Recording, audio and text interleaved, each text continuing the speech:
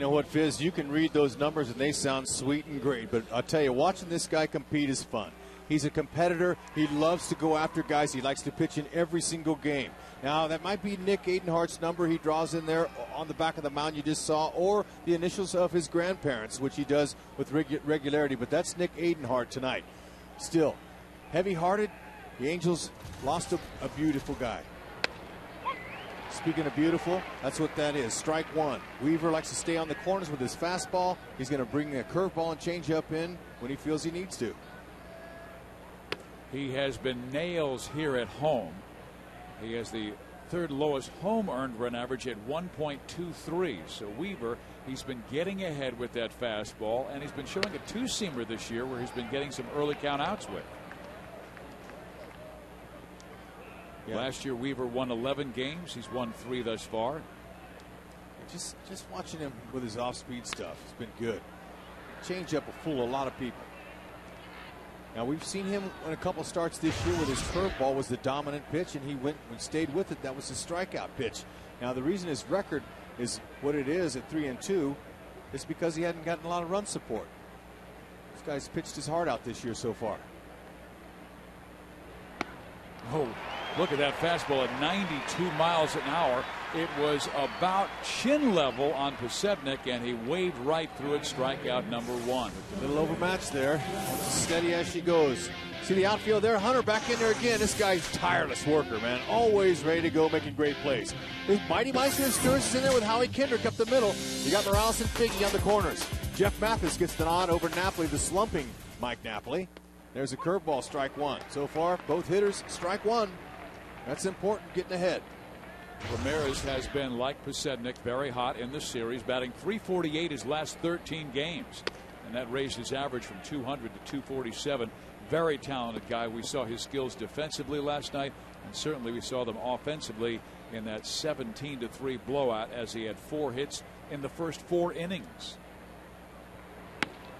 In there. Weaver's going to elevate the fastball with 2 strikes at times to see if he can get it just like he did Pasednik.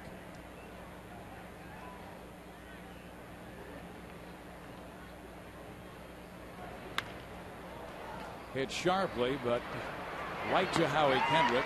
2 quick outs in the first inning for Jared Weaver. He leads the Halo starters with 45 strikeouts at 2.52 ERA and a 222 batting average against. Now he'll face Jermaine Dye. And this is one of those guys we have seen through the years, Rex. He might go through a 2-week stretch where he doesn't do much, but then when he gets hot, look out. And it's one of those lookout times.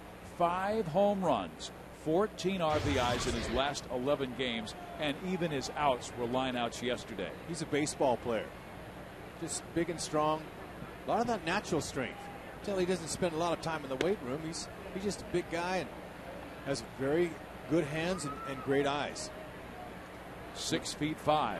And a lot of hitters or people talk about the guy's hands. Boy, you got great hands. Well, you better have good eyes, or they're not going to be able to tell your hands where to go. Guy came in batting .276 overall with 12 home runs, 31 RBIs. He is tied for 5th in the American League in home runs. The AL leader is Carlos Pena, who already has 16 home runs. Count 2-1 to Dye.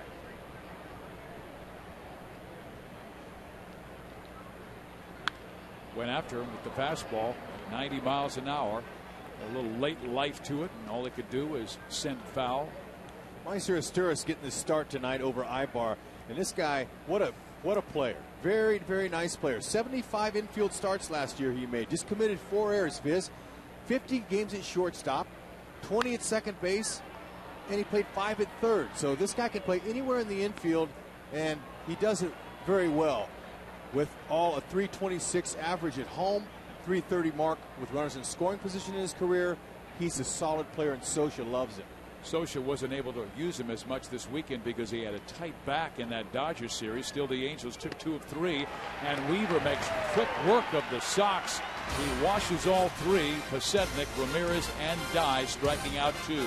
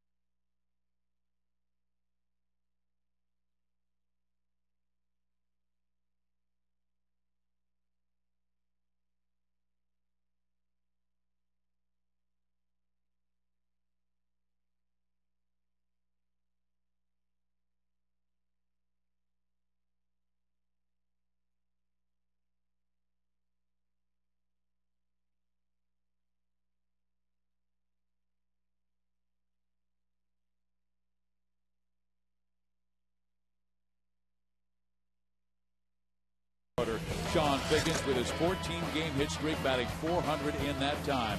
Then Bobby Abreu hit his first home run as an Angel last night, now has 242 in his career. Vlad Guerrero to follow, then Hunter, Morales, Rivera, Izturis, Kendrick, and Mathis. Vlad, as you know, just his third game back from the disabled list after missing 35. On the hill, a big, tall guy at Gavin Floyd at 6'5", 230 pounds. He's from Annapolis, Maryland. He's a big guy. Got a good fastball, low to 94, low 90s, 90, 94 miles an hour. And he's going to also mix in curve sliders and change. He's got 4 pitches, but he's been elevating a little bit lately in his starts this season. He's got 25 walks and 52 in the third innings coming in. So a little bit of command issues and more hits than innings pitched at 62. He is coming off by far his best start of the year. That was in an 8-inning shutout performance, just 2 hits allowed to the Pittsburgh Pirates. Walked 2, struck out 8. But prior to that, he was miserable. 2-4, a 7.71 ERA, all over the place. And as you talked about, Rex, his command was terrible. He was hanging in the curveball, and his curveball is his out pitch. Yeah, they made some adjustments with him, though, with Donnie Cooper, their pitching coach. Chopper to second base. It'll be taken care of by Chris Getz. 1 out. White Sox defending behind Mr. Gavin Floyd. Okay, they're not too shabby out there with pretty good speed. Jermaine Dye, he's the power guy with the arm. Canerco at first. Chris Getz gets a start at second base. Usal Ramirez and the kid Jason Nixon, got to get him in there somewhere. 2 home runs last night. A.J. Pierzynski's back in there after giving the night off last night. Here is Bobby Abreu. Sent one out to center field last night, 415 feet from home plate. Outside and high. 1 out for Abreu. Bobby Abreu, a student of the game, 35 years old, but just his approach is something that Mike Scioscia wants the younger players to watch. I asked Mike, I said, specifically talk about what he can provide, and he said, you know, the way he keyholes certain pitchers, looking for a certain pitch. His 2-strike approach is brilliant, never panics.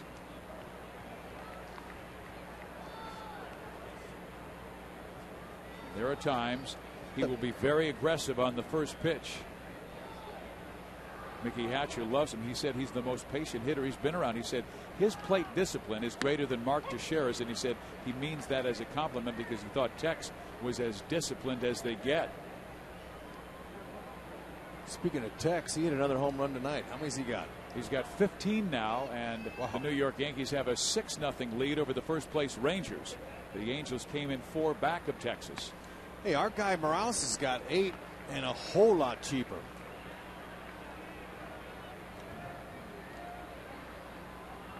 I'm going to take the bargain. I'm going with Morales. Well, there's a lot of scouts who believe right along with you that he's going to be a fine major league player. Floyd gets a foul from Bobby Abreu. The count is full 3-2. Okay, Floyd's strengths is he's got 4 above average pitches, the ability to be a frontline starter, and he pitches in to right-handers. Now the weakness of him is below average command. He walks too many hitters, and he'll pitch away from contact. And he's a little bit slow going home, so the running game can be a positive thing, and we'll see it right now. Yes, we will, because last year, Rex, opponents stole 37 of 42 bases off him, and the 37 steals led all of Major League Baseball. So we might see Abreu go here with a combination of Gavin Floyd and A.J. Pierzynski, even with Vlad Guerrero at the plate. Now, when it comes to the running game, the White Sox are not able to defend against it very well. Pierzynski, he's an average catch and throw guy, but pitchers just don't give him a chance very much to throw anybody out. Abreu 15 for 15 this year. Floyd with a slide step and Vlad with a mighty rip, strike 1. Okay, watched Vladdy in batting practice today very closely. He looks really good when that ball's going about 60 in there, just throwing it in there, and to all fields he's got power. But what it's going to take for him is to get some timing, get about a weekend of seeing some big league pitching, make a few solid hits, maybe go deep. That's going to help his confidence, and hopefully he'll be back and leading this team where he belongs. outside, 1 ball, 1 strike. So Floyd has to adjust from the full windup to the slide step, trying to keep Abreu close at first base. It's taken a little bit off of his fastball. He's looking to establish that two-seam fastball early, like most guys that have a good arm. Abreu does not go, and the ball is grounded to short. Ramirez has 1, and they've got the double play. We might see Socha start a few more runners when Vladdy's up to stay out of the double play.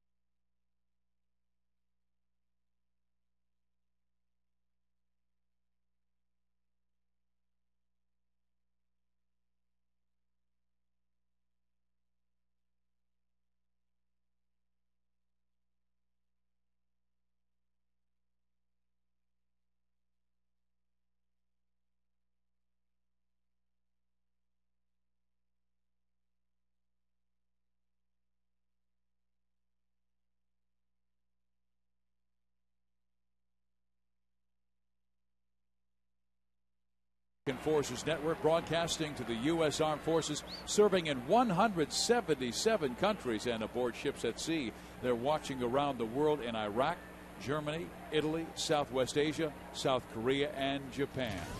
Welcome. Angels and the White Sox, and here's Jim Thome. Busted his 549th home run in Monday's slaughter of the Angels, 17-3. Take a look at that bat Thome's using. He tapes it the end of that knob, so the knob is not brushing up against his bottom hand. That would be his right hand. You see that? He had the hamate bone, which is a little hook bone there. It broke a few years ago, but he's gotten comfortable with that ever since. Most power hitters hang their little pinky over the knob anyway, but he feels comfortable with that, as he was able to play through his hamate bone injury until he had to have surgery. That's much like Darren Erstad at the end of the 2002 World Championship. He played that entire playoff series with the hook of the hamate bone broken off, and Erstad had a great postseason. Yeah, these guys, they have a high pain tolerance. Thome rips it hard to right field. Abreu right there and makes the catch. He gets under it, might be gone, but he squared it up, and Abreu pulls it down. That's 4 up, 4 down for Jared Weaver. Looked like he just got out in front of that a little bit. I don't think that jammed him. That was off the end of his bat. Okay, you see that nice side angle. I like the Exmo camera on the side at times. We can see Thome. He's got great balance. Okay, he's got really nice balance. Okay, right between there is good. You know, it's off the end of his bat a little bit. Didn't quite square that one up, but look at the follow through. He's got a Hall of Fame swing. He'll be heading there. 549 home runs, and great citizen. Every single year he is up for an award for a guy representing character and excellence on the field. A pop up by Konerko, and his 2 outs. Jim Thome out of Peoria, Illinois. And just a delightful human being. And everywhere he has gone, from Cleveland to Philadelphia to now the Chicago White Sox, not only his teammates, but the communities talk about his service to their areas. Well, when you give love, you get love back. And that's all he's ever done. He's a class act of a guy, and what a career. A.J. Pierzynski. We were talking about Darren Erstad, who played with the Angels for so many years. I asked him one time who his favorite player was, and he very quickly said, Jim Thome. Yeah. He's a lot of guys' favorite player. A.J. Pierzynski sends it to left field. In comes Juan Rivera. It will drop just in front of him for a base hit. So that's the first hit of the ball game for Chicago. Angels have one base runner. That was the walk to Bob Abreu. Okay, that's the classic doinker. Kind of got fooled a little bit out front. Kept the bat head through the zone and just dropped it out there. No man's land. It appears, Rex, that Jared Weaver has better stuff, better command than he had in his last game at Dodger Stadium, even though he had a no decision and grinded it out. I thought he was pitching on guts in that game because they worked his pitch count up. He worked out of a bases loaded 1-out situation in the first, a 2-on nobody out situation in the second, a bases loaded 1-out situation in the fifth. He was grinding it out, and when he left the game, 1 run allowed in 5 innings, yet the Dodgers had so many base runners. Well, these things that you're describing, Fizz, is you're saying about a #1 guy. I mean, I would think it's safe to say that Weaver's right up there in the top of the Angels rotation with their #1, #2 guys. He's a competitor, and he didn't have to have his best stuff to keep his team in the game. And, you know, pitchers have told us this, that, you know, look, they're not going to take the mound every night 100% feeling good. They don't have their best stuff, but they're going to fight through it and learn how to get outs. He has allowed 3 runs or less in 7 of his 9 starts.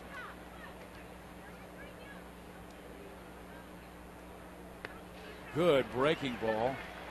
Anderson tried to check his swing, did not. The count moves to 1-2, and we're talking about 6 runs in his last 34 innings against really high-powered offenses like the Yankees, the Blue Jays, the Red Sox, the Rangers, and of course the Dodgers. His last 11 home starts have been outstanding, and the Angels win 9 of the 11. Man, don't think he likes pitching here at home, man. He loves it. Long Beach State, local guy all the way. Fastball at 89, perfectly located, strikes out Anderson. That's 3 strikeouts for Jared Early.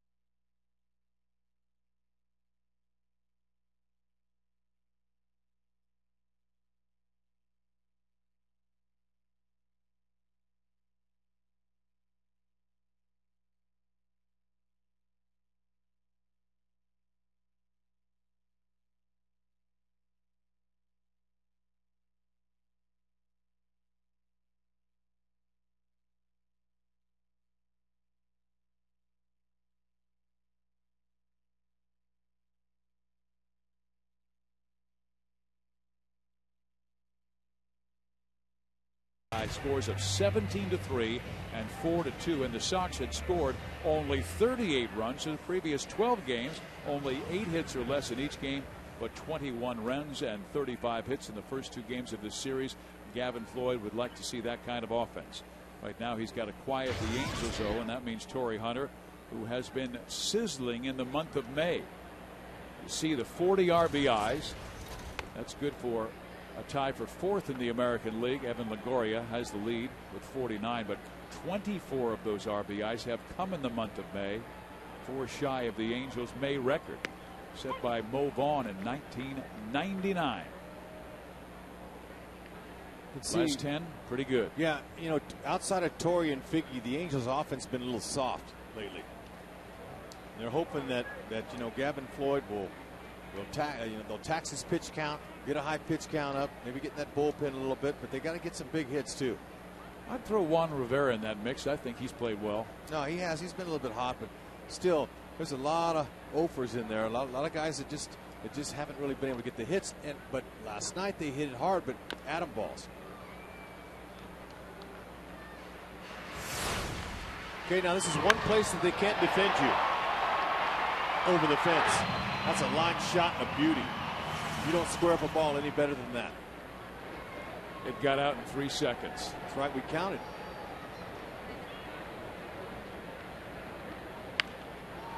Out of play. Well, Floyd has very good stuff, and for the first time this season, he said he had command of all of his pitches in his last start against Pittsburgh. A fastball. He said his cutter was located perfectly. Changeup, curve, all working well. 8 shutout innings, beat Pittsburgh 2-0. He likes that slider a lot. He's going to use that with runners on to both righties and lefties. Watches the outside corner for strike 3, so Hunter is gone. Well, it could be a tough night because if this guy's on, he can be brilliant. Won 17 games last year. Good breaking ball. Perfect spot away from Hunter. Did you see the deep by A.J. Pierzynski set up inside early? Then as the pitch was being thrown, you see the target goes low and away. I'm not really sure why he did that. There's nobody on base. It's not a camera in center field. No one's trying to spy on that. I'll have to check that out with him why he does that with nobody on. Well, obviously he did it for us. That's right. We want to talk about our camera in center field. There's Kendry Morales. Right now, Floyd is throwing that baseball where he wants to. Yep, that's the changeup. He's going to use that changeup mainly against left-handers. He will throw it to righties as well. So if he has his stuff and he's in the zone, you mentioned it, he's going to be tough. Morales lines out to the first baseman Konerko, and Kendry had one of those moments last night. He has hit the ball sharply in this series, doesn't have a whole lot to show for it. And the kids will come out to the big game this Saturday, May 30th, as all kids ages 2 through 18 in attendance will receive a free Rally Monkey board game set courtesy of Stremix Heritage Foods. This 2-in-1 set includes game favorites, checkers, and tic-tac-toe. Tickets for this game are now available for $10 in the entire 500 view level when using the password FASTBALL at the Angels Stadium ticket window or angelsbaseball.com. Floyd now to face Juan Rivera. Angels had some atom balls last night. Sean Figgins was talking about that in our pregame show. Can't control those. Got to look past them, move on. Good curveball, man. Rivera down 0-2. Fastball to start him off, curveball. No telling what he'll throw here. Okay, he's got good stuff. So good that he was the Phillies' first-round pick, 4th overall out of Mount St. Joseph High School in Baltimore. That's the same high school that Mark Teixeira attended. As a matter of fact, his brother Mike Floyd, played with Mark in high school.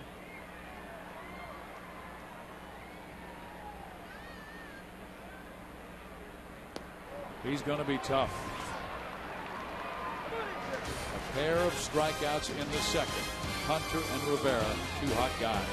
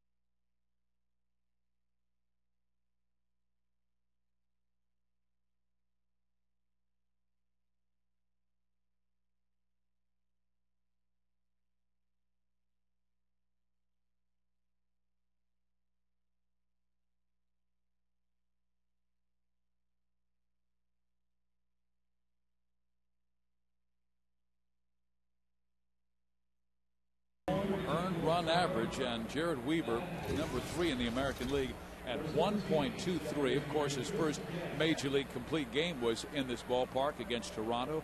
Bested the Jays 6-1, and Toronto came in red hot. He limited Toronto to 3 hits in 9 innings, no walks, 8 strikeouts, and he has been sharp in his first 2 innings tonight. Chris Getz, the batter, takes strike 1. We may not see a whole lot of offense tonight. Both guys look on top of their game. I'm telling you, just looking at both of them, but you never know how that can change.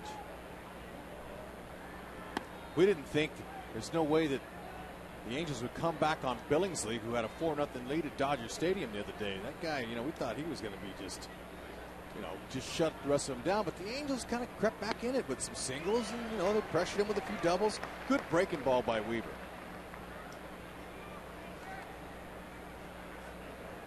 Gavin Floyd against Jared Weaver. He's been watching him. He knows it's going to be tough. And Weaver with a show-me fastball trying to get Chris to chase. He's a young player. Chris Getz, just 25 years old, out of Detroit, Michigan. All Big Ten at the University of Michigan.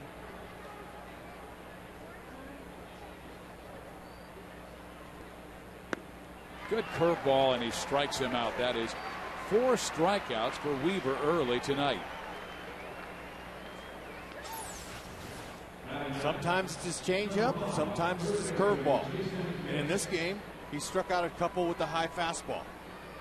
When you got a pitcher like Weaver and Gavin Floyd, when they're on top of their game executing with 4 pitches like they've got, it's just going to limit the hitting. You can't blame hitters when they got something going on like this. Really has had a very good start to 2009. Pitch on the way, a breaking ball misses outside. Remember, Jared Weaver was a top-rated prospect in the 2004 draft, dropped to number 12 because of concerns with his price. He held out until 1 hour before the next draft and signed a $4 million bonus, All-American out of Long Beach State. Boy, I tell you, his breaking ball, I don't ever remember a stretch where the command has been as good as it's been the last month. Well, I think he's got a big focus this year. His focus is a lot better. And, the experience helps that. In there for a strike. It's 1-2. And with Big John Lackey and Irvin Santana on the shelf to start the season, Weaver pretty much said, not publicly, but to himself, by the way he looks, I'm the number 1 guy here. I'm going to lead this guy. Joe Saunders won about every single start. No one's going to say anything publicly, okay, like that. But it's a quiet confidence that he shows. And when the players that play behind him come to the ballpark, they know they're in for a game. They got a chance to win. That's the bottom line. Mike Scioscia, he knows the foundation is their pitching staff. They may get all 5 back in early June. And there is strike 3 called. That's 5 strikeouts in the first 3 innings of this ball game. Weaver against Chicago, a red hot team coming in. Okay, we want to educate the young pitchers out there on grips. There's Weaver's curveball. Okay, he holds that ball right up on the far right of the seams. Okay, you see where his thumb position is, and then he goes up there and he just throws. It's like pulling down a light shade or a lamp shade. You just kind of pulling it down. You don't jerk the elbow. You just come right over the top. And there's a 4-seamer, and that pitch there is designed to get high strikeouts, get guys to do just that, swing and miss on, and that's called a 4-seamer. He struck out Pasednik on a 4-seam fastball to open the ball game, and it was up right around his chin. Pitch he swung at. In there with the breaking ball, nothing in 2. He has been sharp. Okay, there's the 4-seamer. That's a cross. You hear us talk about 2-seam, 4-seam. Well, that's the difference. It's a straight one. Comes back with a curveball, and it's probably because Jared feels so comfortable with that pitch. He's thrown 40 pitches, 27 have been strikes, and the 13 that have missed have barely missed. Facing Scott Pasednik, who was the leadoff batter. And the White Sox beat the Angels in the 2005 American League Championship Series. Tested him high, 1-2. Well, you notice how Scott Pasednik walks up in the middle of the pitch, he walks towards the pitcher. That's something that he just came up with. He told me a couple weeks ago in Toronto. Okay, and you know who he started doing that on? Doc Holliday. Great pitcher He must for have Toronto. gotten a hit. He did. Watch him now. He's gonna take a little. This is his swing.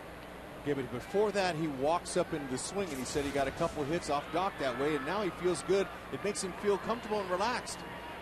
He's not tight. And the fact that he's walking up says that, you know, hey, look, I'm more relaxed. That's what he told me last night after the game. I had to go down and talk to him about that. You really have to trust your hands if your feet are doing so much moving.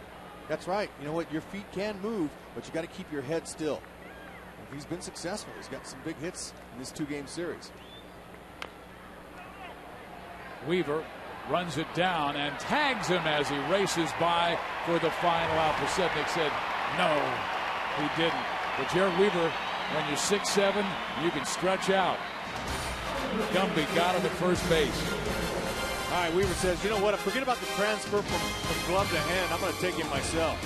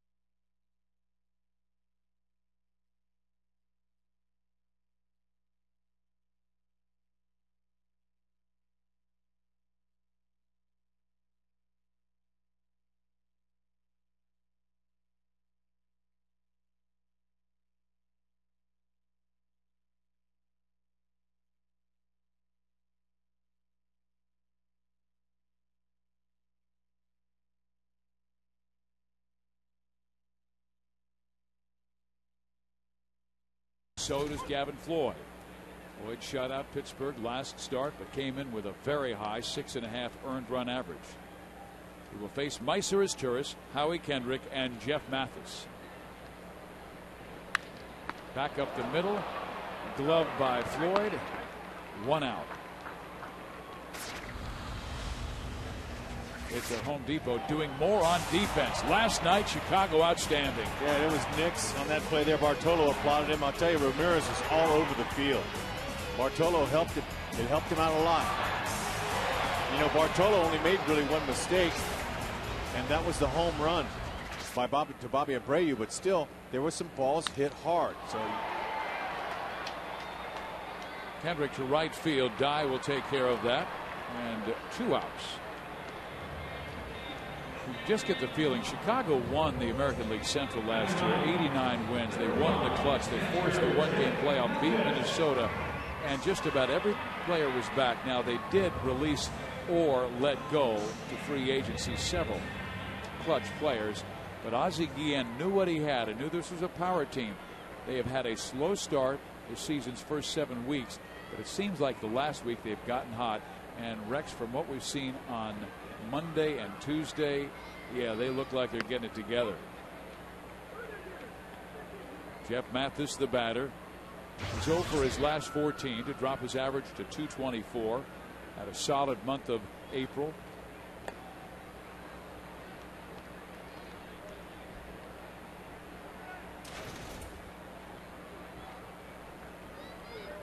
Every time you look up with these two guys, it's 0-2, 1-2. So they're ahead of every guy, and they can work the outside corner like that fastball there. Floyd, you got to look fastball up to him and adjust to anything with 2 strikes.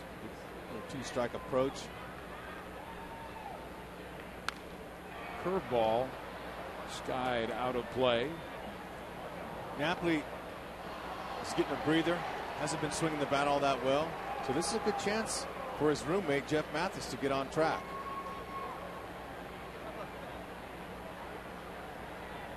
He's been shooting the ball to right field during batting practice. Swings and misses. Pierzynski over the baseball, throws him out. Strikeout number 3 for Floyd, and he's making quick work of the Angels.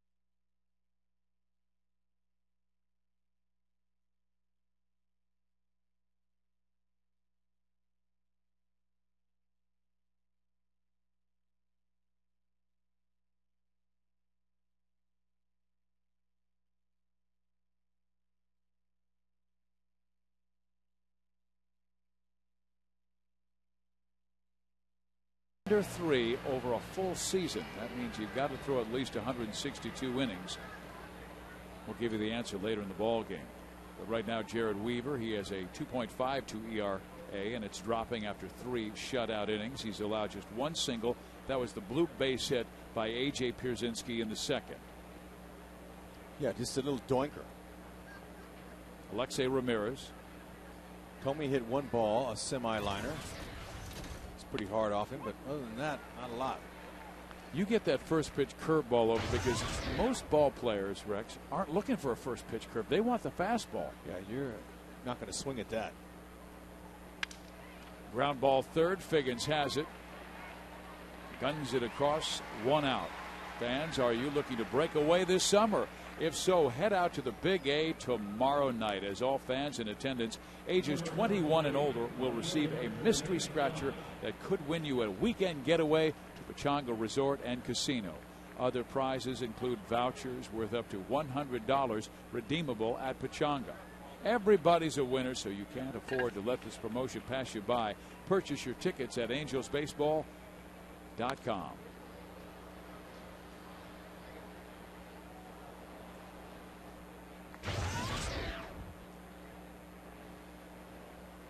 Jermaine Dye.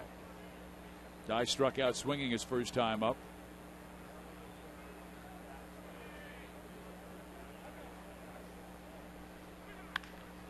Cracked down the line. That's a fair ball into the corner. Dye hard around first base.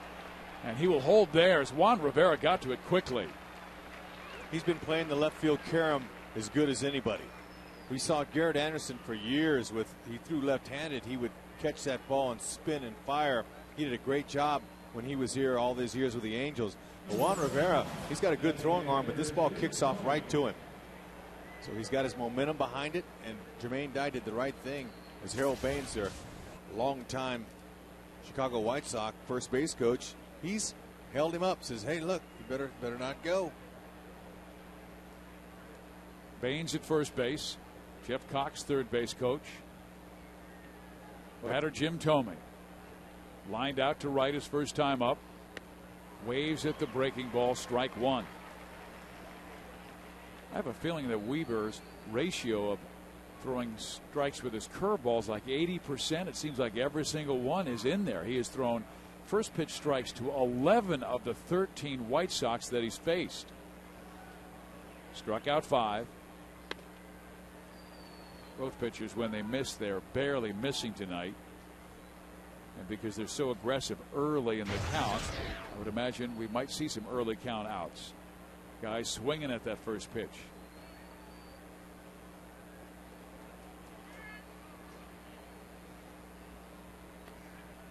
Changeup misses low, 2-1. Thome with a great eye. He always walks a ton, and he's walked 28 times this year. A rare 2-1 count that Weaver has faced in the ball game. Angels came in at 23-22, 4 games back of Texas for first in the American League West. New York has opened up an 8-2 lead over the Rangers in the bottom of the 7th inning. 3-1. A.J. Burnett was dealing in that Yankee game, and Derek Holland, the rookie, went for Texas, and he got knocked around early. Yeah, Thome's 6th in the American League in walks. Those 28 you mentioned. He may not give in.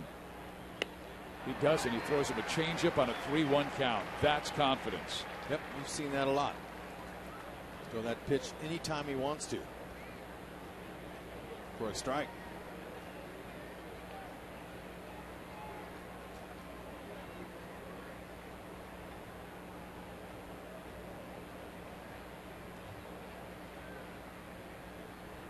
Dye does not go. The pitch is swung on, line towards left.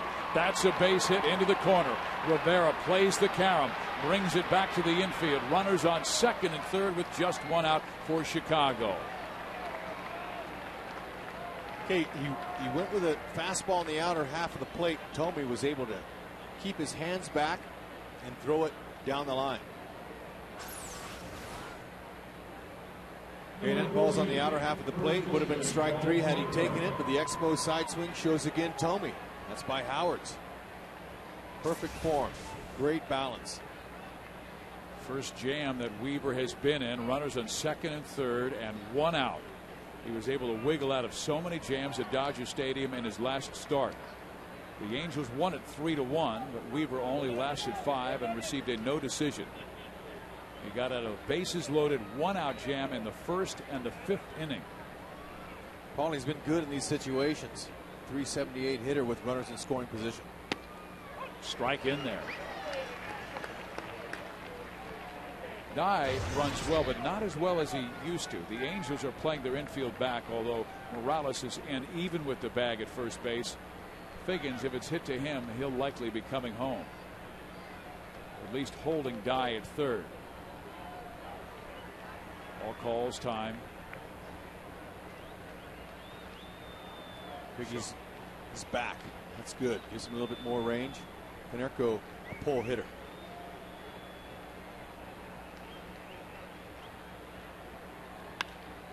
In the air. Torrey Hunter. Dye's going to tag. The catch. The thrower home. Cut off. 1-0 Chicago.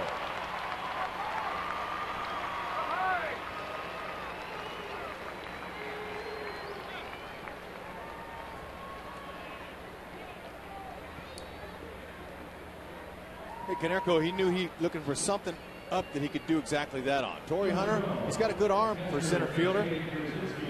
Just pulled it a little bit off the mark. Morales did a good job by just cutting it off. They will intentionally walk A.J. Pierzynski to get to the right-handed batter. So Chicago will have runners on first and second with 2 out in the 4th inning.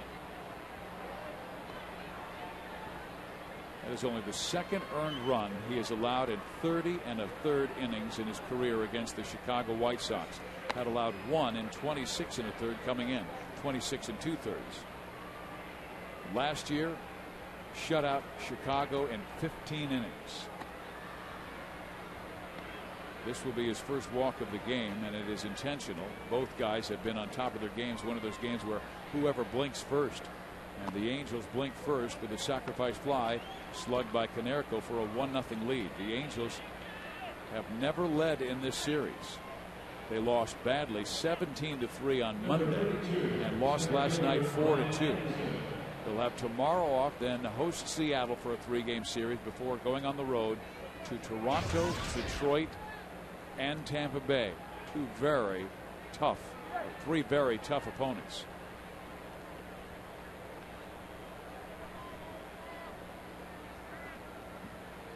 Detroit's playing great baseball. They won again today, 8-3 over Kansas City. Tigers have won 9 of their last 12. Herm Schneider, what is he, their good luck charm? Nah, Donnie Cooper's just giving him a little rub down, a little head massage. Put him to sleep. Breaking ball misses low. Anderson with a favorable 2-0 count.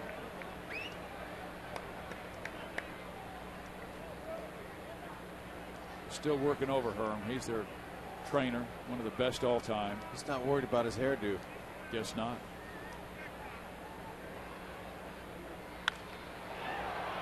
Hit pretty well left field. Rivera has it tracked. Makes the catch. Chicago strands 2, but they score a run off Jared Weaver. 2-4, and he has given up 1.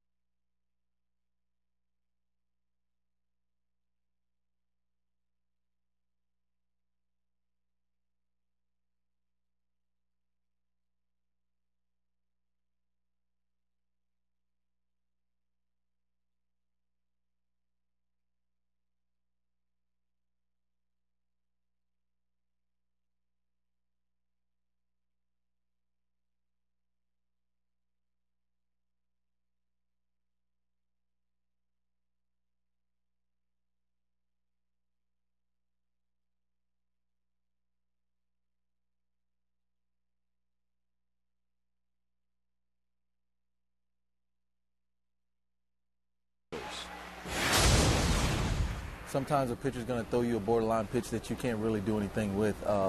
So you maybe take your chance on going to the next pitch. I've been watching a lot of guys. I've watched Bobby for years do it. I watched Kevin Youkilis.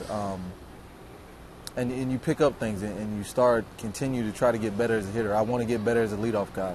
And some of those things are going to help. Sean now trying to get on base to get around and tie this game. Floyd has been outstanding. He's faced 9 batters, retired all but 1, but he erased him on a 6-4-3 double play. It will be Figgins, Abreu, and Guerrero here in the 3rd. But the Angels with 2 very good on-base percentage guys to start this 4th inning. Figgins at 38%, Abreu 407. Well, when he talked about watching those guys, Youkilis, that guy Bobby Abreu right there, you know, he liked their approach, and he wanted to watch tapes in the offseason of guys with a high on-base percentage and see what they did. He told me the biggest thing that he gained by watching the films and tapes of these hitters was that with 2 strikes, anything borderline, they would just foul off. They wouldn't even give an A swing. They just foul it off to buy him another pitch, so they wouldn't get called out looking. Figgins pops it up left side. Posednik. 1 out. Angels have hit the ball hard 1 time, and that was the line out by Kendry Morales in the 2nd. Outside that, Floyd really has the Halos off balance. Well, he's been perfect. except for Bobby Abreu's walk there in the second batter of the game in the first inning. And he is a guy who can go and take that ball a long way without giving up a hit. He held 2 opponents hitless through 7 innings last year. 7 1/3 no-hit innings against Detroit. Then Edgar Renteria broke up his no-hitter. And he came within 2 outs of a no-hitter against the Minnesota Twins. Went 8 1/3 before Joe Mauer got the base hit. The only base runner the Angels have had, Mr. Abreu, he walked. 28 walks this year to lead the club. One thing you like about Bobby is he really prepares well. You see him in the weight room early in the morning. He's 35 years old. He knows that you have to make adjustments, and he has as his career has progressed. He's played in 150 or more games almost every single year in the big leagues. 10 straight. Very consistent. Home run last night. Good off speed. Yes, down in the zone, and everything's working for Gavin Floyd tonight.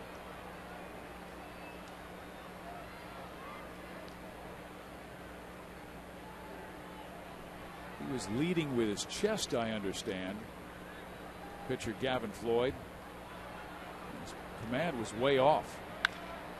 That's a base hit, and that's the first hit of the ball game. So Abreu is the only base runner for the Angels early.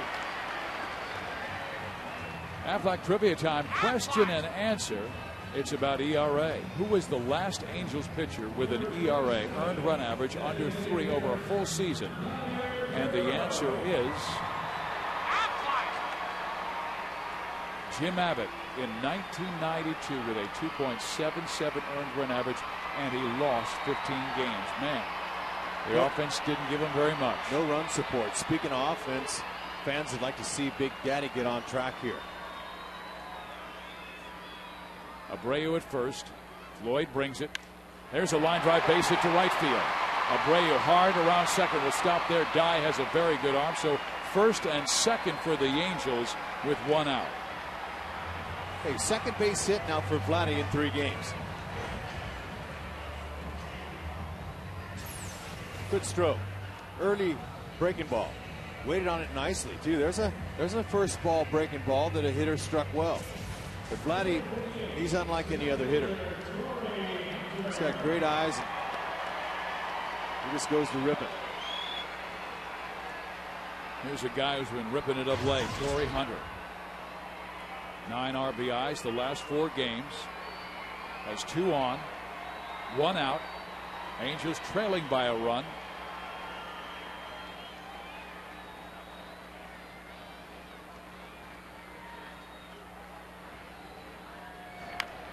Fouled off. And Chicago's outfield playing him to spray the ball to right field, giving a lot of room in left center. Yeah, and he's been pulling the ball. Not so sure about that. I think maybe they're going on past games against Torrey Hunter and the law of averages on their spray charts that they get from a hitter. He's probably hit more balls that way, so they're going to play the percentages. Right up there amongst the league lead in RBIs. High.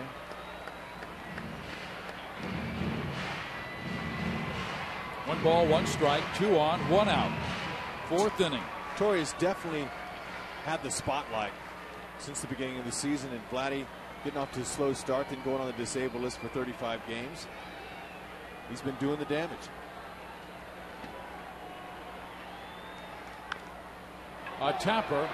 Floyd will reach, throw out Hunter. The runners do advance to second and third. Now a base hit could give the Angels the lead. Mike Scioscia made the comment about Hunter and what he's done already this year offensively and defensively, and he simply said, I'd hate to see where would be without Torrey. I mean, he has taken so many runs away from opponents with his brilliant catches, and he has won games with his bat as well. Both sides of the ball, consistency. That's a mark of a fine major league player. Morales lined out his first time up, ripped it right to Paul Konerko. Strike 1. Oh, man, he wanted that one back. A little two-seamer across the middle. Elevated.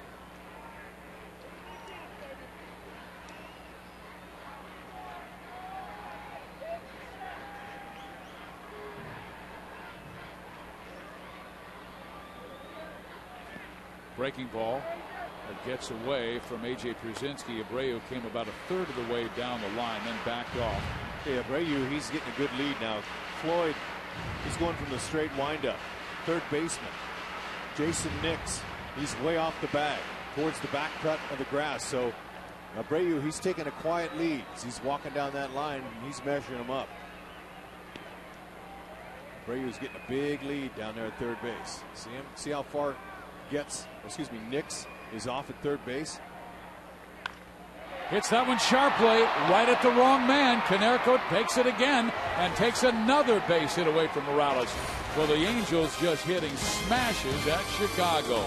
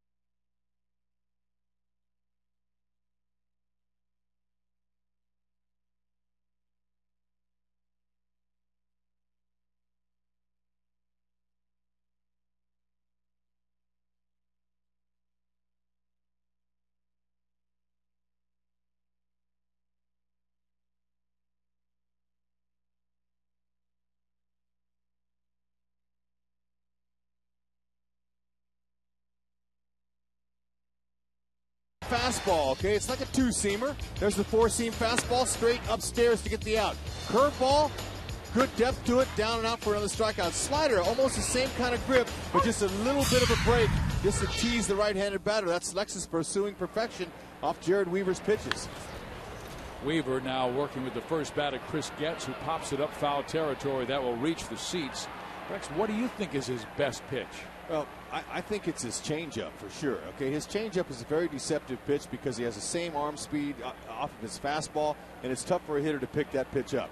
Now his fastball sets up that nice little changeup.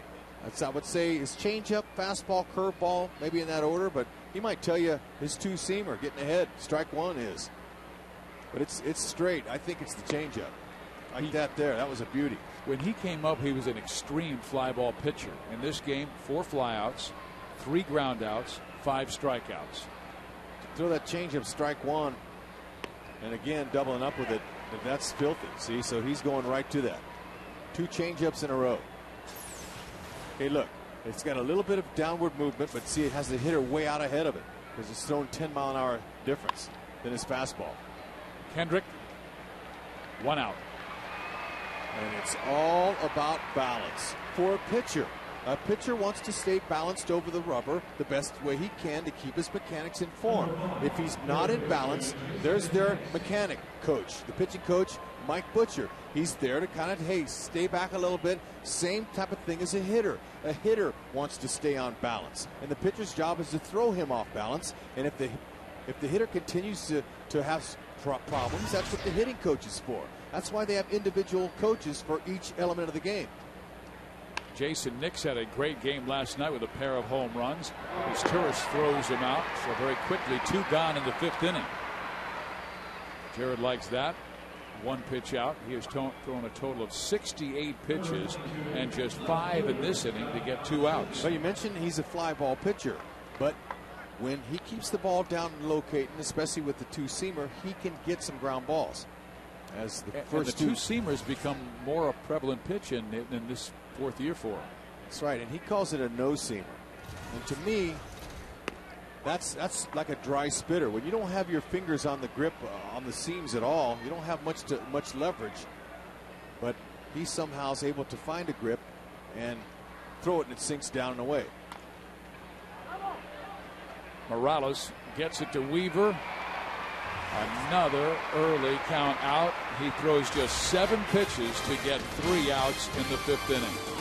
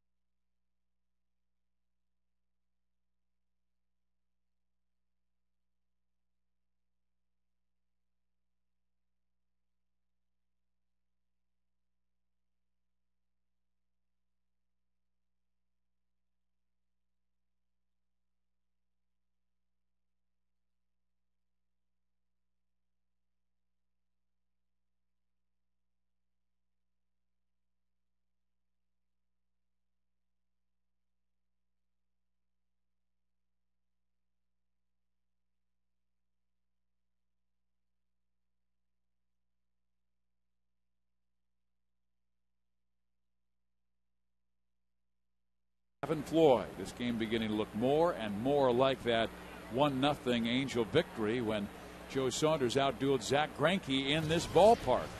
And the result was a sacrifice fly that scored in the 3rd inning that game that won it for the Angels. Well, a sacrifice fly has given Gavin Floyd the lead in the 4th inning. And now in the bottom half of the 5th, Juan Rivera will lead it off. Struck out swinging first time up. Takes the first pitch outside, ball 1. Breaking ball, 1-1. Juan has homered off of Floyd in his career. He's 2 for 8 with 1 homer. Lifetime. Let's see what he can do. He's trying to find a good grip on that bat. Angels have 2 hits. Chicago has 3. Stroke towards right center. Tough play for Anderson. Will he get there? No. And it bounces away. Rivera will put the brakes on, as Anderson did not let it roll that far away. Angel fans, spend your Friday nights at the Big A watching exciting Angels baseball that is followed by one of the best fireworks shows in the Southland. The next Big Bang Friday takes place this Friday, May 29th, as the Angels host Seattle. Great seats are still available and can be purchased at angelsbaseball.com or the Angel Stadium ticket window. That's the extravaganza you will see this Friday night. Seattle's in town, and it'll be Jason Vargas against Big John Lackey. Juan Rivera at first base, not really a threat to go. You've got Mauricio Turris, very good situational hitter, up. The hits are even. Angels looking for their first run. They have their leadoff man on for the first time tonight. Will his Turris sacrifice? It's possible. Soj could play a little small ball. I mentioned in our open how, he's kind of gotten away from that at times this season. We haven't seen a lot of moving runners over early in games, but it's not exactly early now. But the Angels need to find a way to get something going now. But now Meiser did not show bunt as it runs outside 1-0. Perhaps that was a fastball too far away to see if Mike Scioscia was going to try a hit and run. Rivera stayed put at first base. So now Guillen knows a bit more.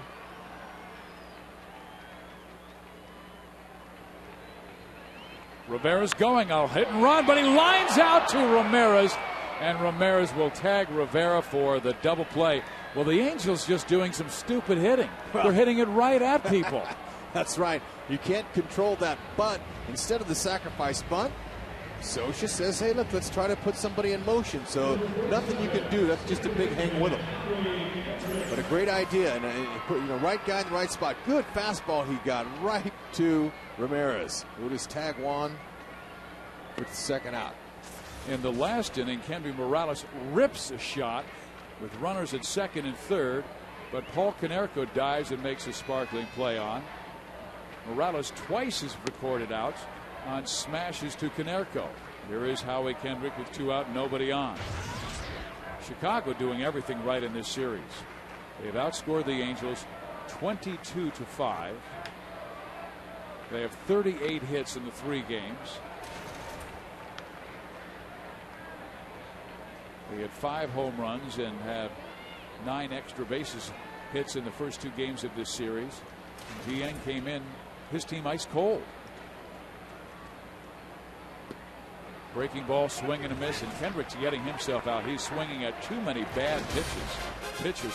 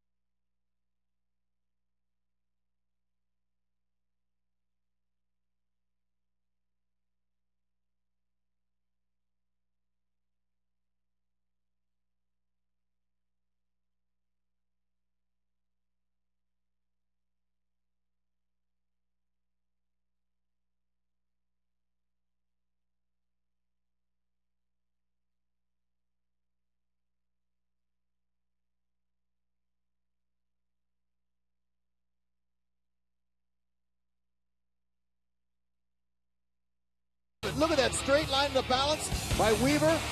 And we're going to continue to roll it. Look at how he stays. Good form. Opens up. Stays out front. Good balance coming through. And that is Coors Light Freeze Camp, brought to you by Frost Brewed Coors Light. Weaver is down 1-0. He has only given up 3 hits. Unfortunately, 2 of them were in the 4th inning. And a sacrifice fly by Konerko drove in the only run. 5 innings. 1 walk, it was intentional, and 5 strikeouts. He will face Alexei Ramirez, who is 0 for 2, a pair of groundouts. He's thrown him first pitch curveballs for strike 1 in his first 2 at bats. So he goes with a heater and misses ball 1. Alexei looked like he wanted that one. A little bit out of his zone. Had a great rookie season for Chicago last year, hitting .290. 21 home runs, and then he throws him a curveball that swung on and missed. Alexei also knocked in 77 runs. He was all over the lineup last year as far as positions, first, second, then down in the order, back up. Ground ball third. Figgins has it. 1 out. Hey fans, Family Sundays at Angel Stadium are the perfect way to spend time with your family on the weekend. The next Family Sunday takes place this Sunday, May 31st, as the Angels host Seattle. Tickets for this game are now available for $10 in the entire 500 view level when using the password FASTBALL at the Angel Stadium ticket window or angelsbaseball.com. Good crowd on hand. Final game of this series. Curveball, strike one. Weaver's now thrown 74 pitches through 70 through 5. Floyd only needed 59 through 5.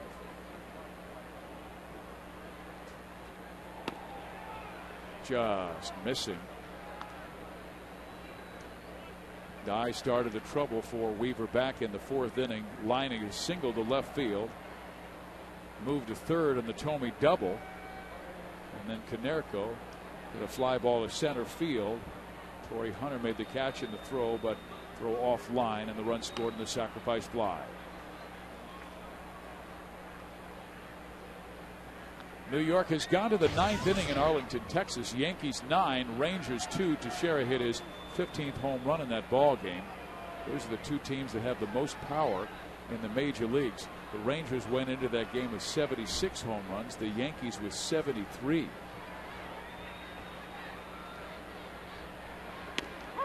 In there, and Dye knew it. Strikeout number 6 for Weaver.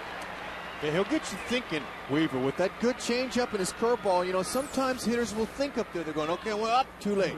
Fastball, two-seamer in there. Or, as Weaver says it, a nose-seamer. And a two-seamer and nose-seamer at similar movement on the pitch. The nose-seamer, since you don't have a grip on the seams, might have a little more sink to it than run. Jim Thome. Thome lined out and doubled. Well, it should show you the difference between a two-seamer and a no-seamer.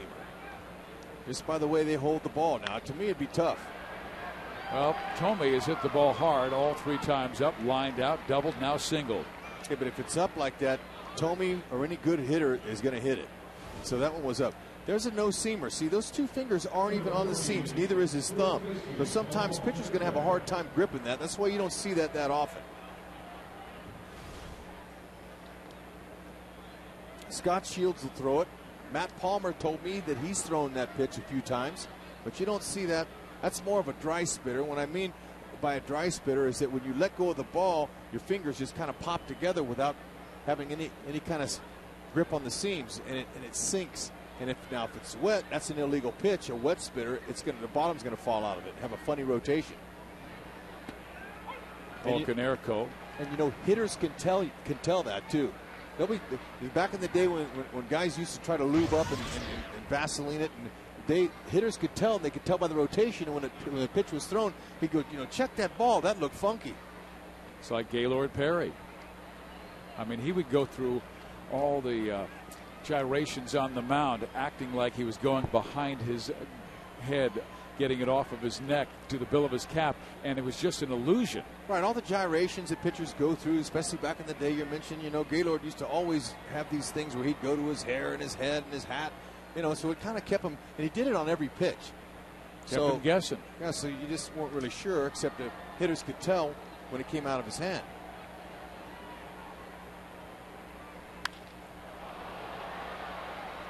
Left center, Hunter has it, pulls it down. 6th inning is over for Chicago. Weaver and Floyd dealing at the Big A, 1-0 Chicago.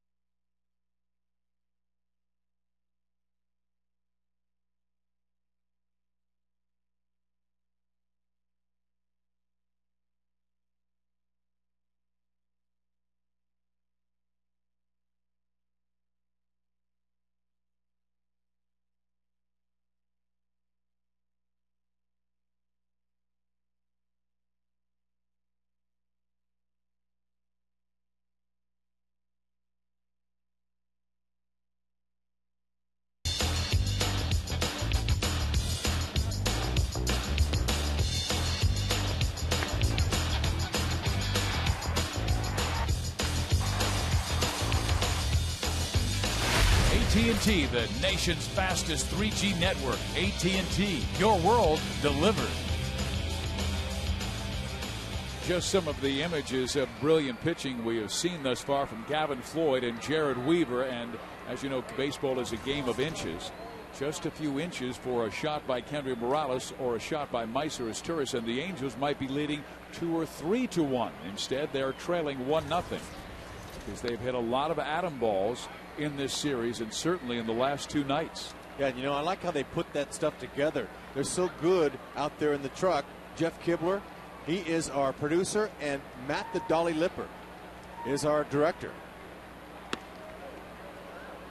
The director is the guy who directs the cameras, like this shot right here. Dave Mathis, he's telling that's coming from a camera down the right field line. Now he'll take another chip. Camera 5. Okay, here's 4. Ready, take 4. Okay, that's the center field. That's what he does in the truck. They stay on the action. Okay, 7. Camera 7 right there. Okay, then we're checking out Gavin Floyd. That's mid-third baseline. Okay, camera 5 to check Jeff Mathis out. So now they're listening to me. I like that. Steve Physiak with our executive producer, Rex Hudler, here tonight. Ball fouled off. No, but there's a method to the madness of bringing such great television to our audience. Sometimes people don't realize that. It's a lot of production that goes on behind the scenes. Mathis again, though, down in the count 1 and 2. He's going to try a 2-strike approach, try to get something going. The Angels in that last inning, Juan Rivera, was the first time they had a leadoff guy on. You talked about it. He hit into a double play, did Meiser on the hit and run. That'll work. Ball, base hit, left field. Mathis hard around first, stops there.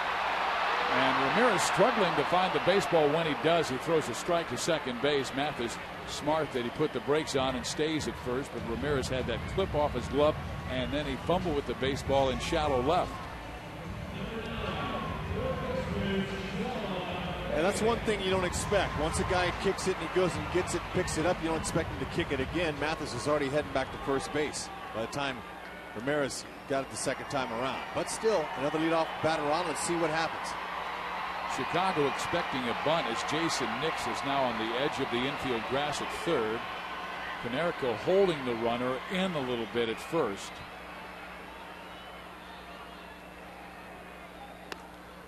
Floyd misses high and outside. He loses a little velocity when he goes to that slide step. He does. It's a little different look now. You mentioned all the stolen bases that they had off of him last year. So he's been trying to work on getting the ball home quicker to A.J. Pierzynski to try to help him out some. He knows the Angels run. All their guys run.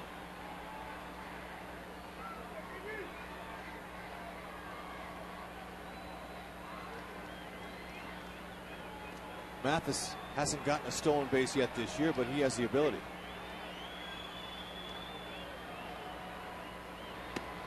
Outside, 2 balls and no strikes. They thought the Angels might have the hit and run.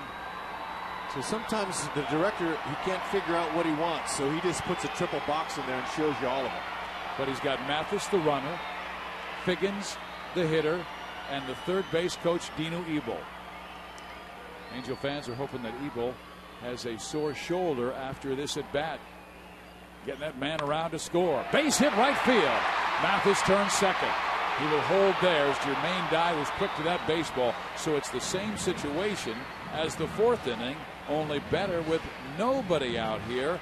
The Angels in the 4th had Abreu with a single and Vlad with a single and 1 out. So Sean Figgins now with a career-high 15-game hit streak. Okay, now good for him. He keeps the streak going. But all these hitters you're seeing on this Exmo camera from the left side have great balance. We're showing you good hits. And then maybe later we'll show you a left-handed batter that's off balance, that gets fooled. And we'll show you the difference. But see, this is the positive things that hitters look for in tapes when they go back underneath during the afternoons. They watch tapes. They want to visualize the good swings, the good balance. They don't want to see the bad ones. They might just show them, Mickey might show them one time just to show what they look like. They go, ooh, man, I don't want to see that again. Bobby Abreu swings at the first pitch and lifts it foul out of play. Angels hitting instructor Mickey Hatcher is hoping Abreu can knock in a run. You've got Mathis, good speed at second base, excellent speed at first base, Sean Figgins. Chicago has played marvelous defense the last 2 nights.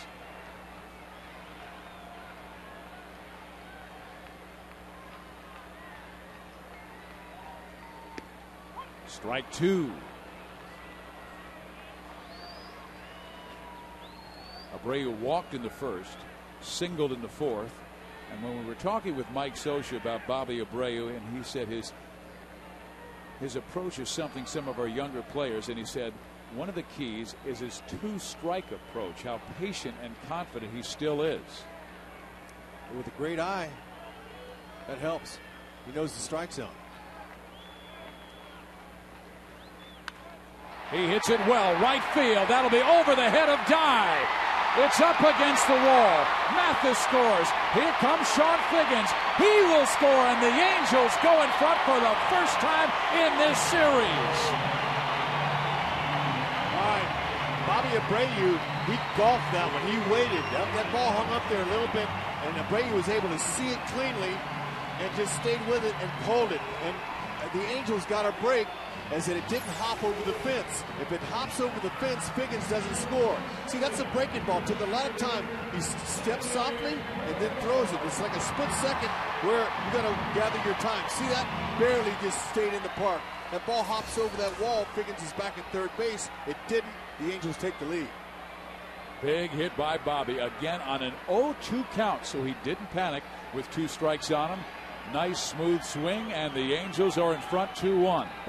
Bobby Abreu, second base. Vlad Guerrero now up. Fouled off. It's nice to see Vladimir Guerrero in his last at-bat go the opposite field for a base hit. Okay, that's going to help with his timing and everything. But now that swing right there, he pulled off. As Sean Figgins and Mathis, they're talking about it. They're talking about Floyd, what he's throwing, how they were successful off of him.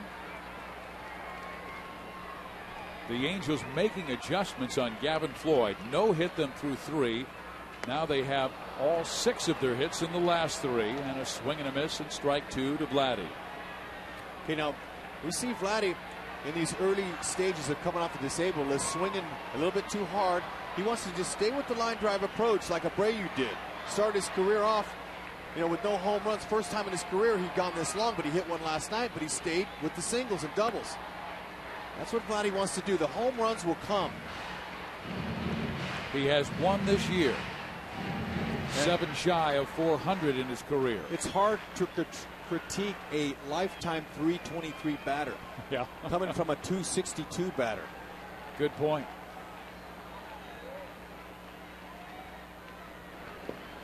And a swing and a miss on a bad ball. He strikes out, 2 outs, or excuse me, 1 out now in the 6th inning.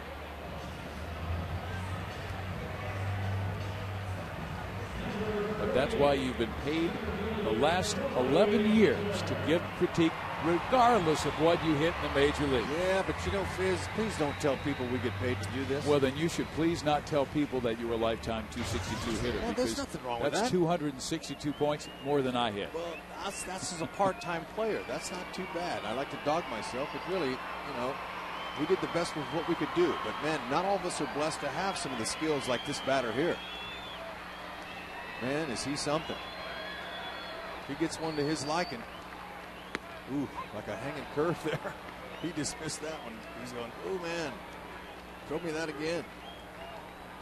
Base hit makes it 3-1, and the way Weaver's been pitching, that may be enough. But the Angels must continue, and Weaver, the way he's going, might be able to give the Angels 8. He's gone 6 and allowed 1 run. Floyd pitches low, 1 ball, 1 strike.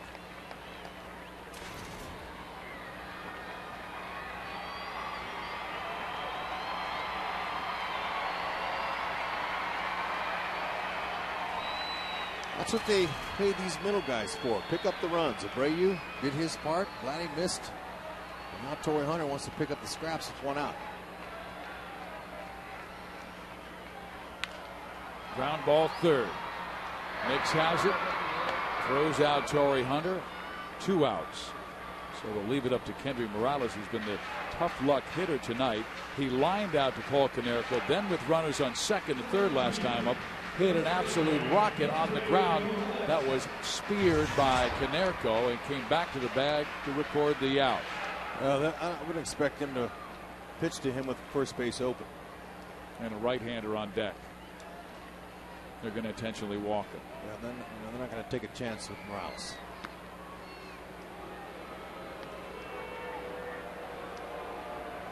That shows you the respect that the Angels have for this young hitter. Kendry Morales, just 25 years old. And you've got Juan Rivera, who has been hot, hitting .333 the last 13 ball games. But the reason that they do this is because Gavin Floyd's curveball comes into the left-hander Morales. It's a little easier to hit a ball coming in than going away. Ask that guy, Ozzie Guillen. He'll tell you. So they're going to play the law of averages and try to get Juan Rivera to strike out or pop up with 2 outs. TheBuy.com American League West standings show you that the Texas Rangers lost tonight to the New York Yankees 9-2, so the Angels 3.5 games back in the West. Mariners won over the Athletics today. That final score was Seattle 6 and Oakland 1. So the Angels trying to get healthy. They have recently gotten back John Lackey, Urban Santana.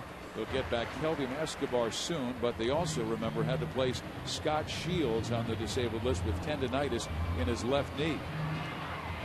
So that will hurt, because Mike has told me several times the key to success the rest of the season is getting the bullpen in order. And he said the key to that success might be Scott Shields. Well, Scott Shields, last year he started the year on the disabled list. He had some discomfort in his arm, but, you know, I saw him last night after the game. He says, you know, we just kind of want to calm it down a little bit so I don't have to limp as much when I got to cover first or come home. And I told him that they're going to win with you, not without you. Juan Rivera with a rope to left field. This will score Abreu. Racing to third, Kendry Morales. The Angels go up 3-1. And Rivera comes through as they intentionally walk Morales to get to the Angels outfielder, and he rips a liner to left. Hanging curveball waiting to happen. Remember, I told you it's a little easier hitting a ball coming in than going away from you. But when that ball hangs up there, it can be struck. And here's a guy that looks for something out there. It was belt high, and he was ready to drive in a run. Is there the second base? You like the guys who want to be aggressive with runners in scoring position. That's exactly right. 6 double came at a good time. Give Weaver a little bit more support. You've got to be you're a hitter like this position here. So Meiser, as tourist, goes after the first pitch. He's ready to go. We talked about Meiser earlier. Now his average is outstanding with runners in scoring position. A career batting average of 326. Or excuse me, 330 with runners in scoring position. Second and third. The Angels could bust it open with a base hit here.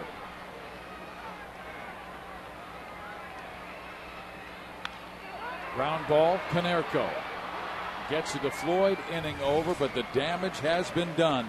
The Angels score 3 runs on 4 hits and leave the 6th inning with a 3-1 lead.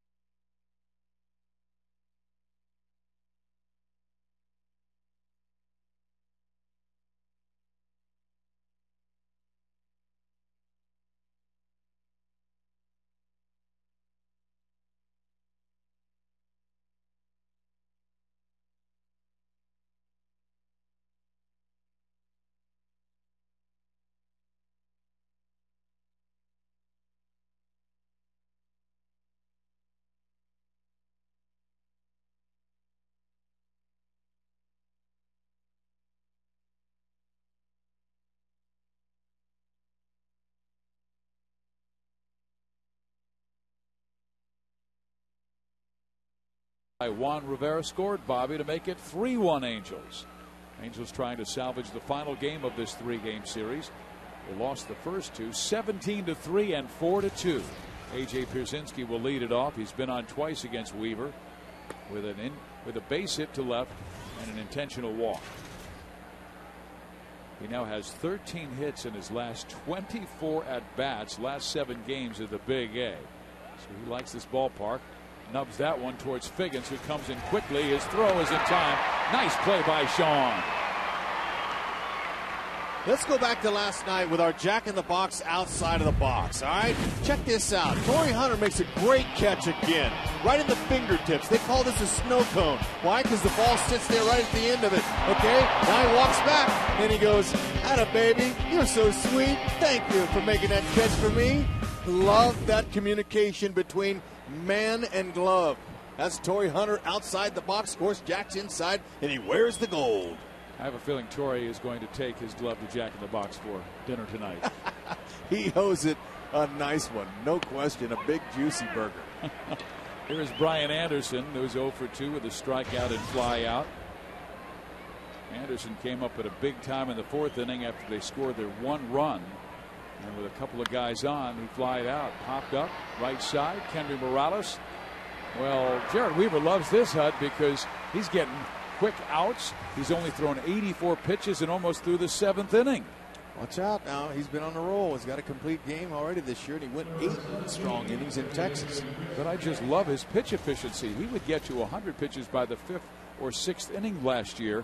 Last time out against the Dodgers, needed 101 pitches in 5 innings. But prior to that, 112 in 8 innings against Texas in a complete game loss to the Rangers. 98 in 7 innings against Boston. 103 in a complete game 9-inning win over Toronto. That is pitch efficiency. And you've been showing the fans that no-seam fastball, and I think a lot of the early countouts have been on that.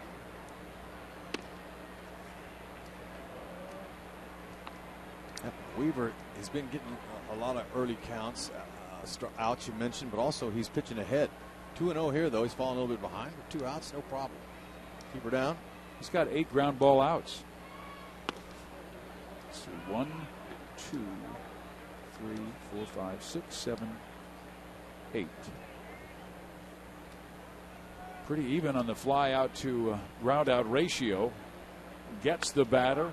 Tests him with a high fastball and misses. That's his first unintentional walk of the game, and gets with good speed on. Kind of chaps Weaver. Now he has to face Jason Nix, who belted 2 home runs last night. That against Joe Saunders, and Saunders thought he pitched a very good game, and he said, "I didn't think Nix had it in him." And he belted 2 home runs, both solo shots. Now has 4 home runs and 5 RBIs on the year. And here is Nix. I went down after the game to the White Sox. I had to talk to a few of their players. I hadn't had a chance to, and I congratulated him for his first multi-home run game and informed him that his brother went deep too. And he goes, "Really?" I said, "Yeah, man, good night for the family." He goes, "Man, I can't wait to call Mom and Dad."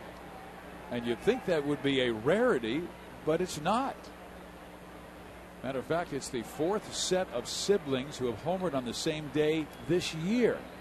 Benji and Yadier Molina, Adrian and Edgar Gonzalez, Jerry and Scott Hairston, and now Lance and Jason Nix, all homering on the same day. 2 out, man at first base. Gets us quick. Doesn't have a whole lot of stolen bases, but he is 4 for 5. Came on late last night, stole a base, pinch running for Corky Miller in the 9th. That would be the final run that Chicago would score in a 4-2 victory.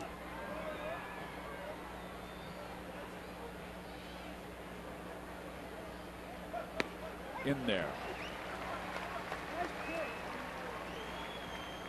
Chicago has won 6 of their last 8. They know they'll have to duel teams like Detroit, Kansas City, Minnesota, and Cleveland to win that Central. Detroit has the lead right now by 3 over Kansas City. Now 4 because they beat the Royals this afternoon 8-3. Miguel Cabrera hit his 10th home run. Rick Porcello won his 5th straight game. He's a rookie. He's really having a fine year. The pitch in the dirt, gets away from Mathis, and moves into scoring position.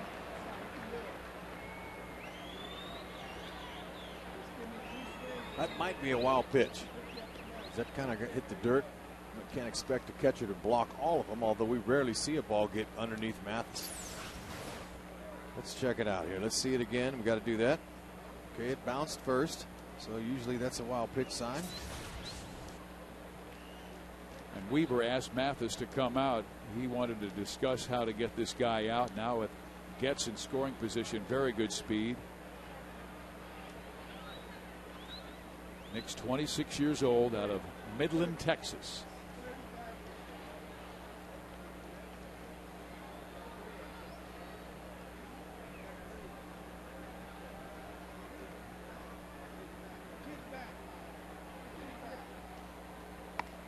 One is high, and all of a sudden Weaver's lost in the last two. A breaking ball in the dirt.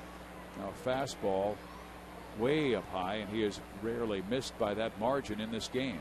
And maybe I'm being ultra critical, but he's been so good near that strike zone. He's thrown now 92 pitches.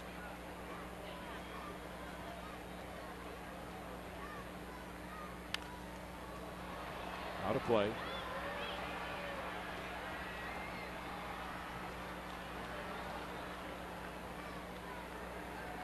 Well, a lot of fans are switching over from the Lakers victory because the Lakers beat Denver tonight at Staples Center 103-94. So the Lakers take a 3 victories to 2 edge over Denver and go back to take on the Nuggets for game 6. Here it's a 3-1 ball game. The Angels have the lead on 2 RBIs by Bobby Abreu in the 6th inning and 1 more by Juan Rivera. In there, strike 3 call. Nailed the fastball on the outside corner. Lights out.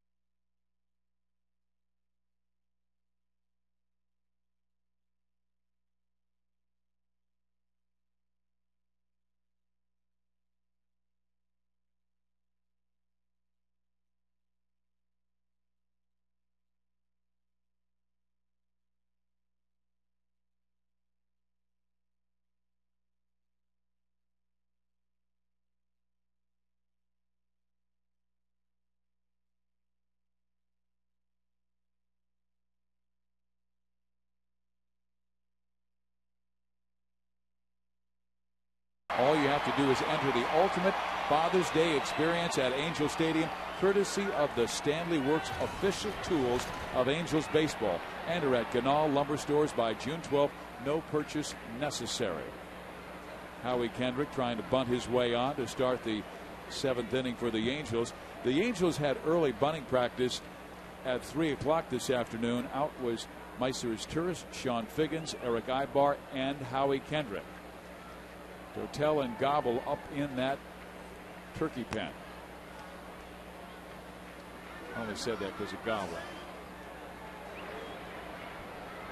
The 0-1 breaking ball that backs up inside. They might be thinking Floyd's given him too much because Gavin has given up all 3 runs and all 7 hits in the last 3 innings.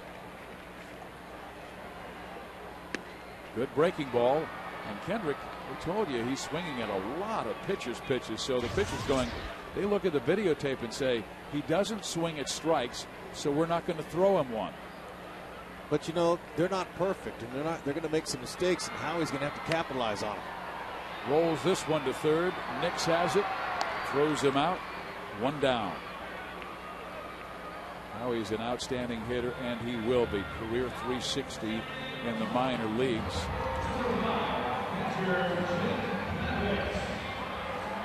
And a tremendously hard worker.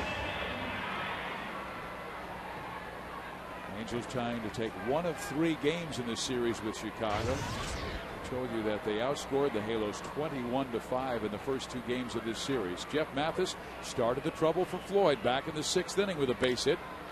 Skies the first pitch to the right side. Konerko wants it. 2 outs.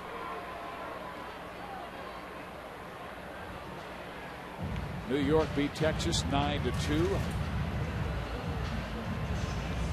6-1 triumph by the Mariners over Oakland. Russell Branyan hit his 11th home run for the M's. Eric Bedard over Trevor Cahill. Seattle comes here next. And those 3 games on Friday will have Vargas against Lackey. Saturday night at 6 o'clock, Hernandez against Palmer. And Sunday, Jakubowskis against Irvin Santana.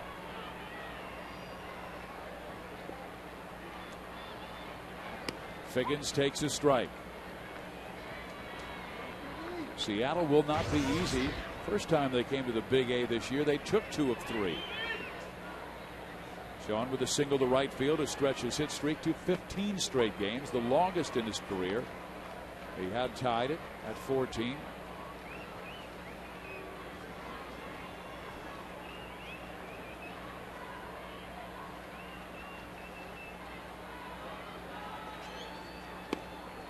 And he strikes him out with a good fastball, low and in. So Floyd comes back with a 1-2-3-7.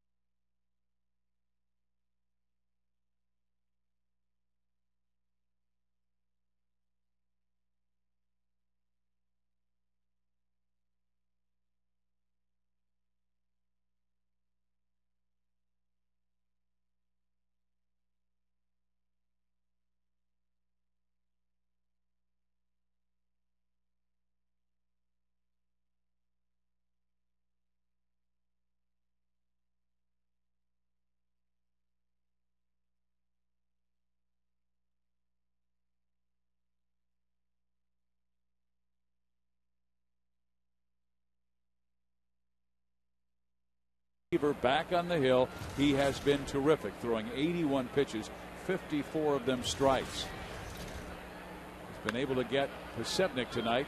Misturis to try and get him. A high throw, but Morales reaches up and makes the play for the first out of the 8th inning. If you're traveling and can't watch your Angels on Fox Sports West or KCOP, you can always catch the game on your computer with MLB.tv. New 2009 MLB.tv premium features include HD quality where available and the ability to pause, fast forward, and rewind live games. For more details, visit angelsbaseball.com, where baseball is always on. Because Weaver's been so aggressive with strike 1 in this game, Chicago has hit into some early count outs, like a first pitch out by Scott Podsednik. He's gone. Alexei Ramirez taking a first pitch strike, and now strike two. Okay, that first pitch, man, that was a changeup. Now 79 miles an hour. I haven't seen him throw one quite that slow, but fooled him. Well located. And then blows him away by raising it back to 91, and an outside heater. Weaver terrific through 7 2/3. 8th punch out on a good fastball. That's a season high for Weaver for strikeouts. He's done it twice. And how about this? 5th career start versus the White Sox. He's allowed 2 total earned runs in 34 1/3 innings and 0.52 ERA. That's down in Greinke land. Strike one. That's 22 first pitch strikes to the 30 batters he's faced. Outstanding work. Dye has struck out twice and singled. He scored the only Chicago run on the sacrifice fly back in the 4th. That was pitch number 100 for Jared. Excellent ratio, 65 to 35. What new?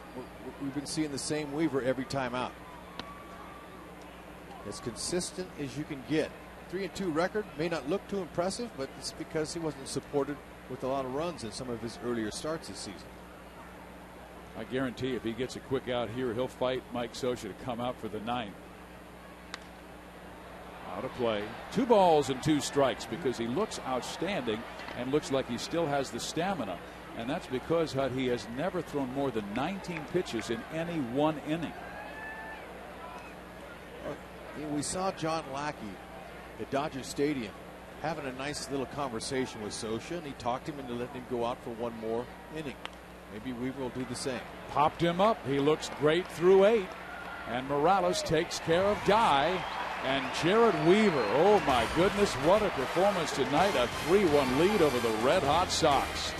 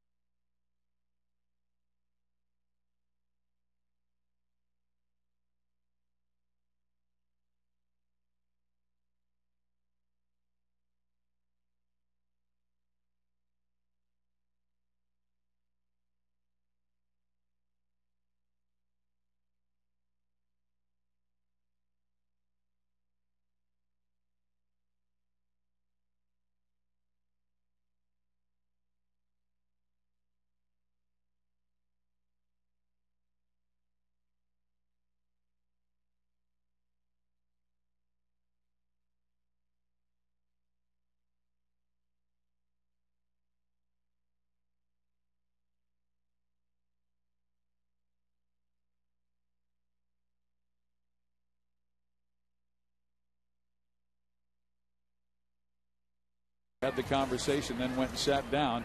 Torrey Hunter came over, gave him a pat on the back like, go get him in the 9th. It'll be Abreu here in the last of the 8th inning, and Bobby's been on 3 times with a walk, a single, and the biggest hit of the ball game. A double to drive in 2, erasing a 1-0 Chicago lead and giving the Angels a 2-1 advantage. Fouled off.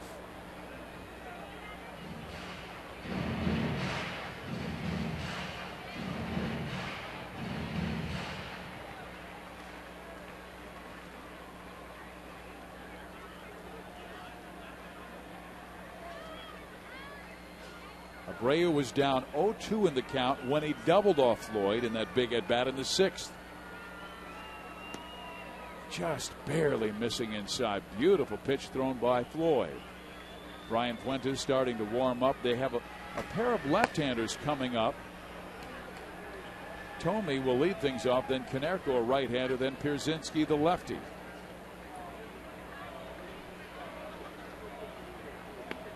Down low, 2-2.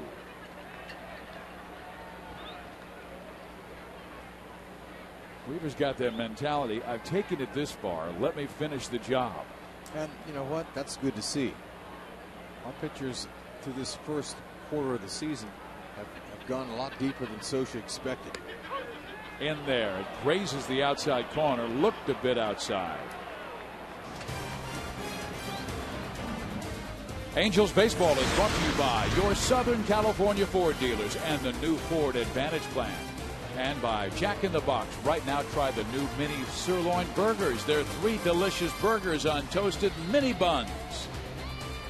Back at the Big A, Steve Physioc, Rex Hudler with you. 3-1 Angels in the 8th. 1 out. Vlad Guerrero takes strike 1. Vlad 1 for 3 tonight. Missed 35 games with a chest tear.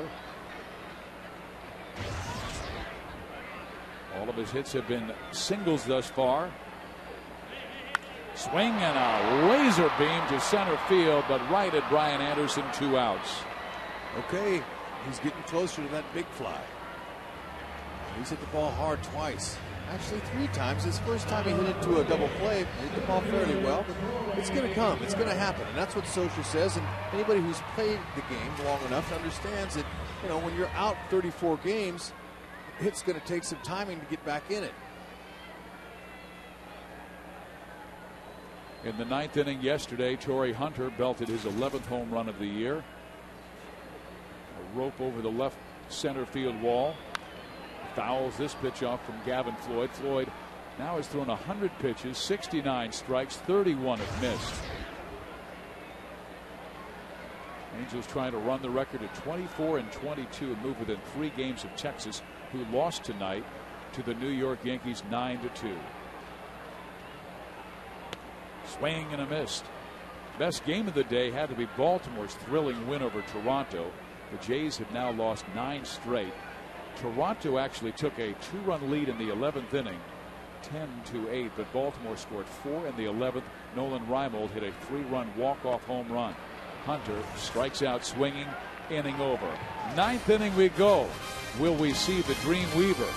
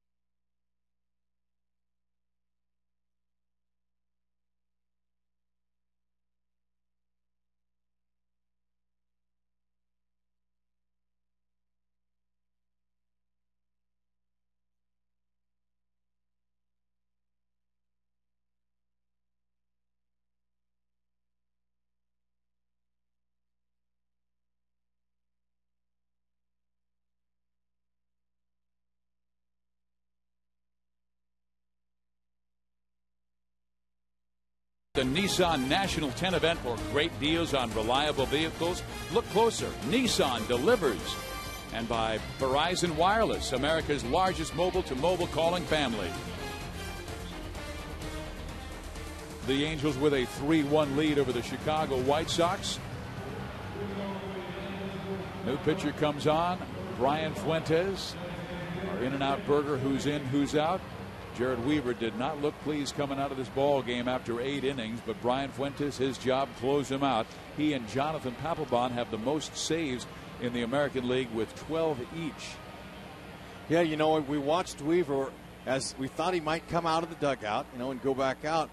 And then all of a sudden we saw him walking out, and I had my binoculars on him, and he looked like my son when I tell him to go to his room. And he was pouting. I mean, he did not want to come out of the game. Well, the competitors don't. He pitched a great game.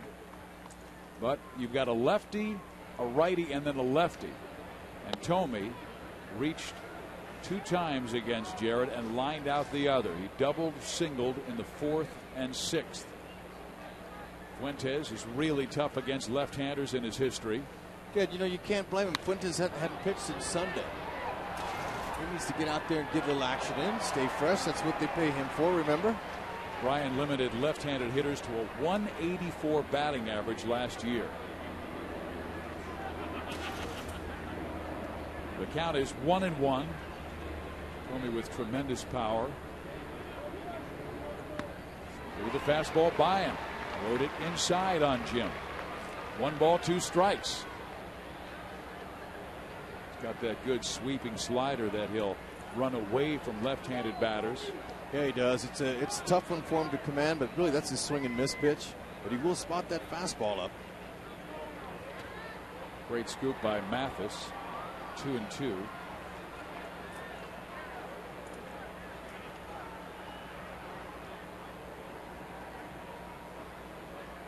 Mike Scioscia saw a red-hot team the last 2 nights. They beat his Angels 17-3 and 4-2.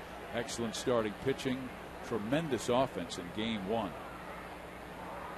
Jared Weaver too much for Chicago through 8. A little bit high. 1 more of those. The tying run will come to the plate, and they've got power coming up. Konerko, Pierzynski.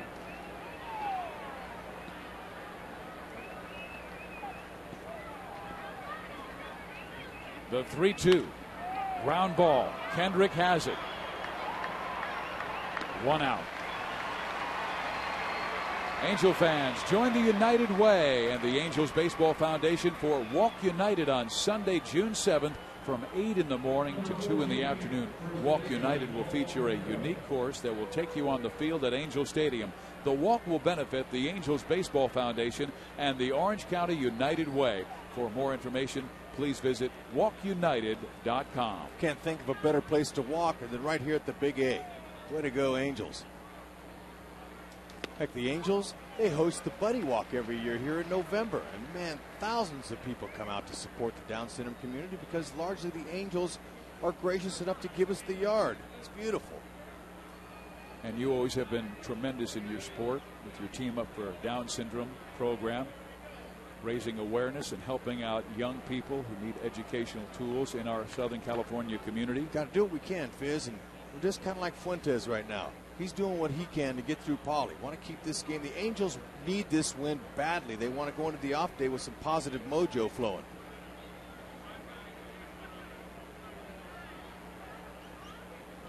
Fuentes 1-1. Konerko swings and lines a base hit to left field. The tying run will come to the plate. It's A.J. Pierzynski.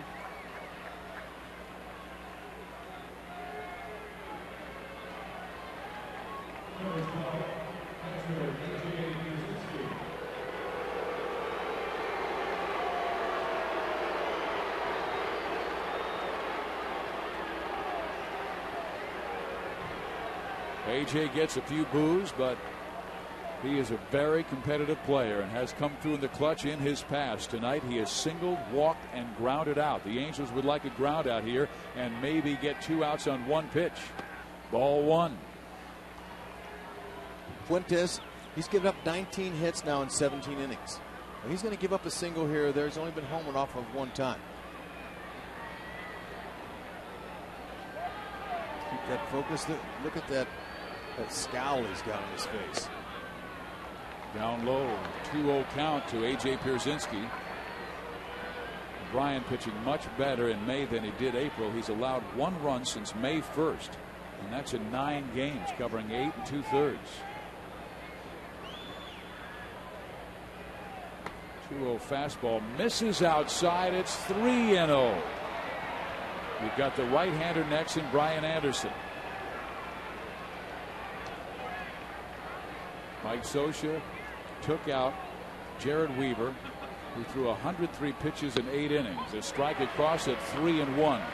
Gavin Floyd and Jared Weaver worked a marvelous duel tonight. Floyd went 8 innings. Weaver went 8 innings, but Jared gave up just 1 run on a sacrifice fly struck by Konerko in the 4th. In the air, playable for Hunter. Coming on, 2 outs. Okay, that might have been ball 4. Fuentes, he'll take that out. I'm going to show you a little side pop up there. Sponsored by Howard's Exmo. Kind of jammed him a little bit.